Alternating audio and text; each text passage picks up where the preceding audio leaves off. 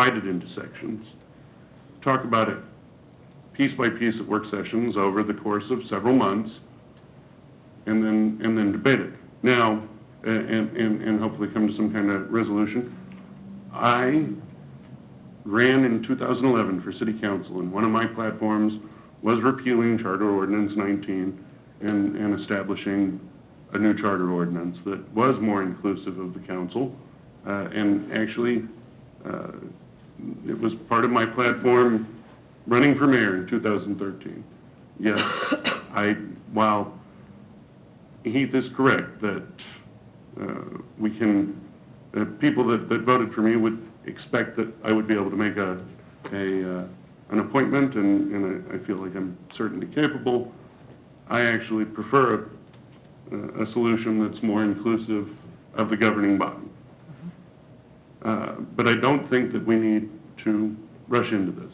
And I'm guessing, I guess I would like to get back to what I was suggesting last week with a caveat that we put it on maybe a work session discussion to talk about instituting a charter ordinance that would exempt us from 12-16, 128. And if everyone is in agreement on that and it can be drafted in a suitable period of time, get it on the next city council meeting and pass that charter ordinance. Step in the right direction, and the rest of it we can work out over a period of time.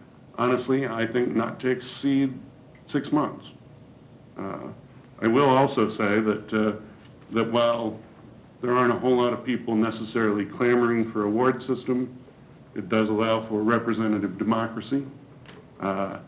It's something that I ran on in 2011. It's something that I ran on in 2013.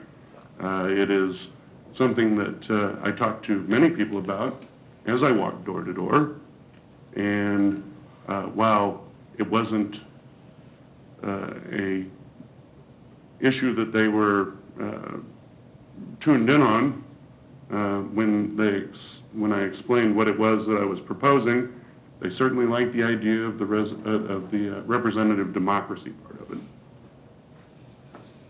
So that's my 2 cents, and then some. Larry, if you've got further comment, go ahead. So in 2011, you ran on a platform of repealing Charter Ordinance 19. Well, it was part of a group of things that I ran. Okay, but that was one of its major tenets, right? Yes. Okay, and then 2 years later, you ran as mayor, which he says the people voting, the citizens voting in this town, have come to expect a certain outcome. And they've been told for 2 years by you that you are going to repeal Charter Ordinance 19. And he confirmed that that's what they expect, because he said people place their votes most likely for you, as that was one of that was one ingredient in the mix. Sure. So you've had 2 years, and it's a simple act. I mean, I got to believe, Jim, is it easier to write a charter ordinance that repeals another charter ordinance, or is it easier to write an ordinance that gets rid of the poison pill? Which would be easier? Well, they're roughly the same. I mean, it's just the matter of passing a charter ordinance is different than a regular ordinance. So I guess the question is, why would we want to wait any longer? You talked about 6 months. You said it for 2 years. You got a memo here that I just happened to read for the first time a year after it was published. We didn't get a copy of this, and this is work that, you know, you obviously had this in your gun sights, and now you're backing away from it. I guess what are you fearful of? Well, actually, okay. Please, if you'll give me a moment.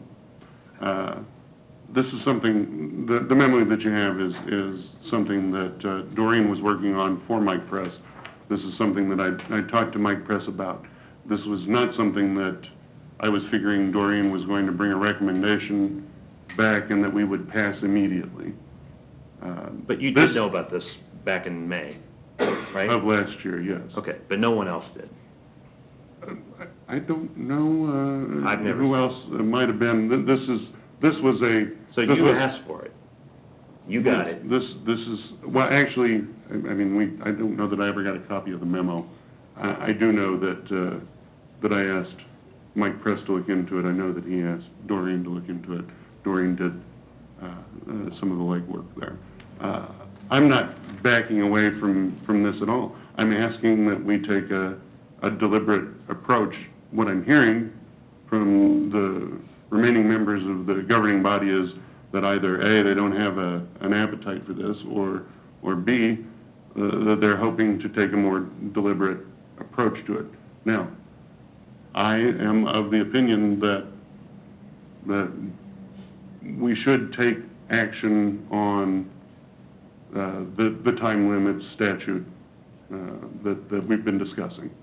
And I think that's something that we could talk about at our work session on the 14th. And I think that that's something that could be easily prepared and ready to go on the 21st. And I think that that's step number one in the right direction. And then I think that we start working on this in easily digestible chunks. So that after 3 or 4 months of work sessions, we ought to be able to work together to come up with either a repeal and a proposed new charter ordinance, including wards or not including wards. But I don't think that it's something that has to be resolved this evening, next Monday, even the Monday after that. I'm all for, as a matter of fact, Cheryl, I'd very much like to have something on the 14th work session about the State Statute 12-16-128. Which we can't talk about, really. Which we can't really talk Which about this evening. you've talked about many times already tonight. Well, we haven't dug in too deep, so. So let me just make sure that For clarification, are we establishing a new date for a work session? No, that's, May 14th is our work session. I don't believe it's 14th. 13th, I'm sorry, May 13th. Oh, is it the 13th? I'm sorry. So this would be the only item for that work? No, it wouldn't be the only item for that work session, but I think that it should be a discussion item for that work session. I haven't seen the agenda for that work session yet, so I don't imagine it's the only item. But I think that it's something that we could talk about in that work session. And honestly, I don't think that that's going to be a long conversation. No. Heath, you have a comment? Well, I do have a comment. I think at this point, there's a consensus on the council to move in a direction as you've just prepared and kind of stated, and I think we'll have a little bit more clearly defined, and I'm not sure that more discussion on it's necessary at this point. I'd like to move to adjourn. Second. Motion Freeman, second Harrison, that we adjourn. I would like to say that we have not opened up the floor for public comment at this point. So that being the case, all in favor of adjourning indicate by saying aye. wait a second. We're supposed to have discussion after the Oh, motion yeah, is well, made. that's, And Larry is correct. And secondly, if we adjourn the meeting, then are you saying that people can't comment? Well, what I'm suggesting is that maybe we don't vote to adjourn so that public comment can be heard. If a vote to adjourn is made, there will not be public comment. Okay. This has to be within the bounds of the meeting. If the You've meeting is got adjourned, a motion on the floor, so if you want more discussion, that's fine, and then you have to vote on that motion. But if we don't vote to adjourn, then the meeting isn't adjourned and we're able to hear public comment. that's correct. So at this point, unless there's further discussion, I'd like to, I guess have a vote. the discussion is, what have we decided to do? I just want to make sure that I understand No, that, that discussion's not in order if there's a motion to adjourn on the table, Larry. well, it is pertinent to discuss why we're adjourning so Actually- quickly when we don't really have a consensus. I mean, I think that at this point, unless the comments you have relate directly to the motion to adjourn, then we'll move on. yeah, I'm not in favor of adjourning when really we haven't reached any kind of agreement as to whether we're gonna Underst- proceed with a process, whether we're gonna proceed with a Understood. council action form that says, gives us all